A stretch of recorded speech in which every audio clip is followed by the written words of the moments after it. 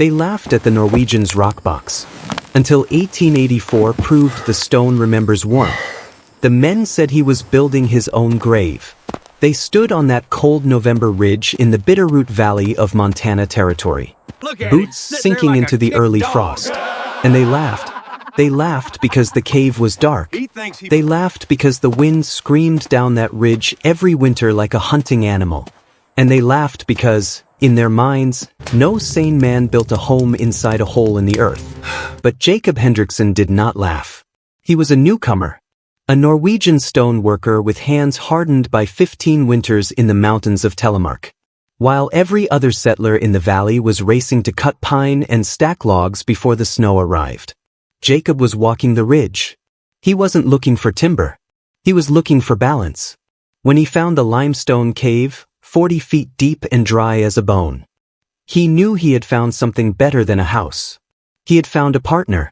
When Jacob explained his plan at the Stevensville General Store, the experts didn't hold back. Cyrus Whitman, the most respected builder in the valley, shook his head and said stone was a thief.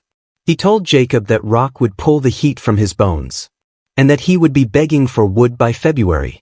Jacob listened, but he didn't argue. He understood something those men did not.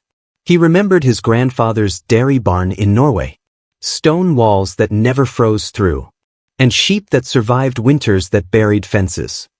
His grandfather had always told him, "Let the earth do half the work." Jacob wasn't building a cabin to fight the winter. He was building a thermal battery. He shaped sandstone blocks for a small firebox in the corner, not for roaring flames, but for steady, patient warmth. He knew that if he fed that fire just enough each day, the heat would sink into the 14 tons of limestone at his back. It wasn't magic. It was memory. Because as Jacob told his wife Emma, the stone remembers. On the morning of January 5, 1884, the laughter stopped. The sky turned the color of dull iron.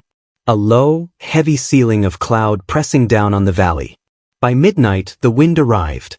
It didn't build slowly. It roared down from the Continental Divide like a freight train with no brakes. Inside the log cabins of the valley, the battle began. Fires roared like furnaces. Yet frost still crept across the inside of the walls. Men took turns through the night, feeding flames every hour, watching their wood piles vanish in the storm. In the Whitman cabin, Sarah Whitman tied blankets over the cracks in the door, just to keep the water in her buckets from turning to ice. But up on the ridge, in the rock box, something unbelievable was happening. By the fourth night, the temperature hit 40 below zero. It was the kind of cold that freezes skin in minutes, and cracks solid wood like gunshots in the dark. Inside the cave cabin, the air was calm. The 14 tons of limestone, which had been drinking heat since November, were now releasing it. The girls sat near the wall with their books. The thermometer Jacob brought from Norway held steady at 64 degrees. Emma looked at the small pile of wood remaining and asked, "What if the wood runs out?" Jacob looked at the glowing limestone and said softly, "We are not burning wood alone. The stone is burning with us." On the seventh day, the wind finally weakened. Cyrus Whitman and 3 other men rode toward the ridge. They didn't speak. They expected to find a tomb. But as they approached, they saw a thin, lazy wisp of smoke rising from the chimney. When Jacob opened the door, he stood there in his shirt sleeves. The men stepped inside, removing their hats in silence. Cyrus walked to the back of the room and placed his frostbitten hand against the limestone. It was warm, not hot like a fire, but alive with stored heat. He finally asked, "Huh?"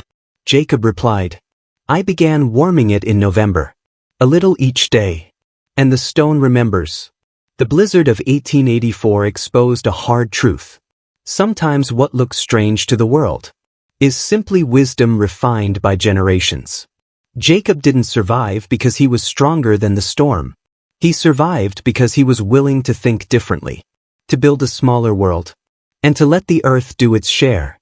If this story stayed with you, join us for the next one, and tell me, what is the old lesson from your parents or grandparents that you once ignored, but later realized was true?